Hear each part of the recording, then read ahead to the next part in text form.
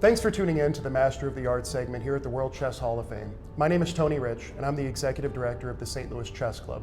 I'm joined today by Carol Meyer, and Carol is the Executive Director of U.S. Chess. And I'm hoping you can tell us more about U.S. Chess. So U.S. Chess is the official governing body for chess in the United States. We have almost 100,000 members, and we basically run the system for rated tournament play in the United States. We are a member federation for the World Chess Federation, or FIDE, and we are the U.S.'s only contribution to that world body. So Carol, why did U.S. Chess decide to partner with the World Chess Hall of Fame for the creation of this beautiful exhibit, 80 Years of U.S. Chess? Yeah, so this is one of those opportunities that falls in your lap. We have a wonderful history, a wonderful story to tell, and we were so excited to be asked to collaborate with the Hall of Fame to bring it to life, bring it out of the files of both of our collective archives to tell our story.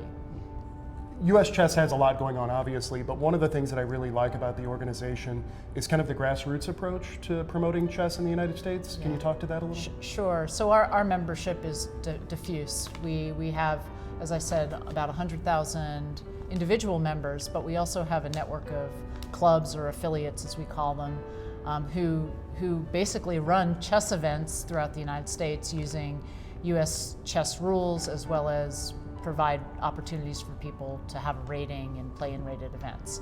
And so, the work is really done at the local and regional level, and U.S. Chess's involvement is limited to the infrastructure for that, but more importantly to the 5 big national events that we do every year. I know at the St. Louis Chess Club, our 3 main program areas are our major events, our chess club, and scholastics. Mm-hmm. And scholastics is very important to us as it is to U.S. Chess. What is U.S. Chess's approach to scholastic chess? Yeah, so we have 4 major events every year. The grade nationals, so we have the high school national championship, shortly after that the junior high, and then the elementary this spring. Those events draw between 1,200 and 2,400 players, kids from all parts of the country coming out and competing at all different levels of the game. They are, I think, a wonderful contribution that we make to rated play. And one of the reasons why I think that kids take to the game so much is because they have role models to look up to, top players in America, male and female. We have some amazing talent. We just hosted here in St. Louis the Cairns Cup this year, which featured 2 American women, Zatonskih and Irina Krush. What does U.S. Chess do for some of these top players as well? So I think the most notable example would be the support we provide for Olympiad team, which occurs every other year. Last year during... Sorry, what's the Olympiad? It's our version of the Olympics. Last time the U.S. men's team, for lack of a better way to put it, came home with a silver medal. We're so proud of their accomplishments. They were the gold medalists the year prior, and we're just so proud of them. And the women finished much stronger than expected as well this last time. There's so much chess talent in the United States, and we're just so proud of every one of them. So how did St. Louis become the capital for chess in the United States? Wow, that's a great question. Really the answer is Rex and Jeune Sinquefield. 10 years ago, 11 years ago now, I guess, wow. He decided that he wanted to play chess, he wanted it to be at a club, and it was really embarrassing to have to tell him that, we really don't have any clubs, and it's not a thing that exists. And so Rex had a dinner. It was October of 2007, and there were maybe 10 or 15 of us chess folks from around St. Louis that got together. And Rex said, so I'm thinking about starting a chess club, and I was wondering if you guys had ideas on how we should do it, and what it should look like, and what it should do. And so really it was just a conversation over a dinner 11 years ago that started everything.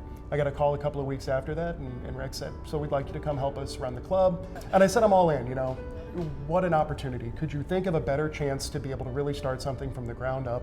Opportunities came about, and we took advantage of them, and this is what we have today.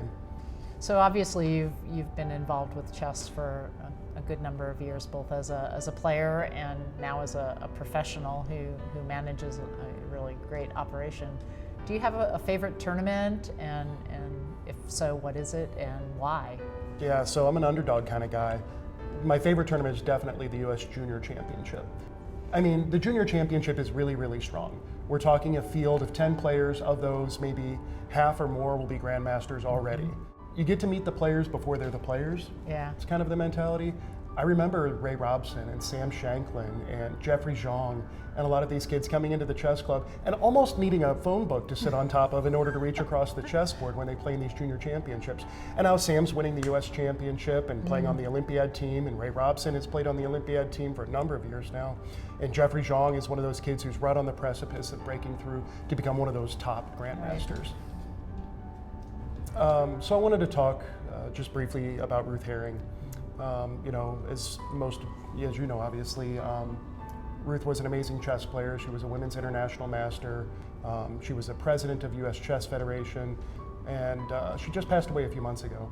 Ruth really was a primary driver to help us transition to being so much more than just about rated tournament play, to grow in ways that we had never thought about growing before, not just girls and women, but among seniors, among people with disabilities, even people who live in rural areas. We haven't quite figured out how to crack that one yet, but that's part of the vision that Ruth laid out for us, and we're forever grateful.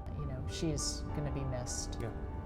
So as part of this exhibition, there are artifacts and bits of memorabilia and ephemera from the past 80 years of U.S. chess. What's your favorite?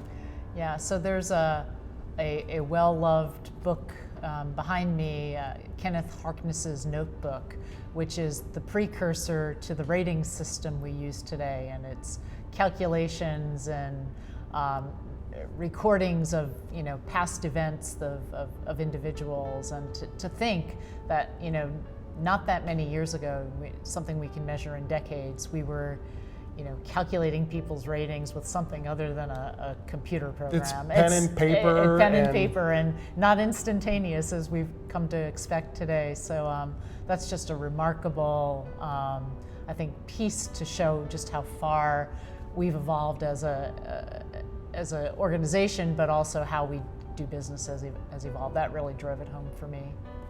Well, Carol, I'm excited for the kickoff of the 80 Years of Chess exhibition at the World Chess Hall of Fame. Thank you so much for joining us today for the Master of the Arts program. I hope you enjoyed it. I know I had a great time chatting. Yeah, as did I, Tony, and I look forward to all the things that we get to do together moving forward. So Great. Thank you. Thanks, Carol.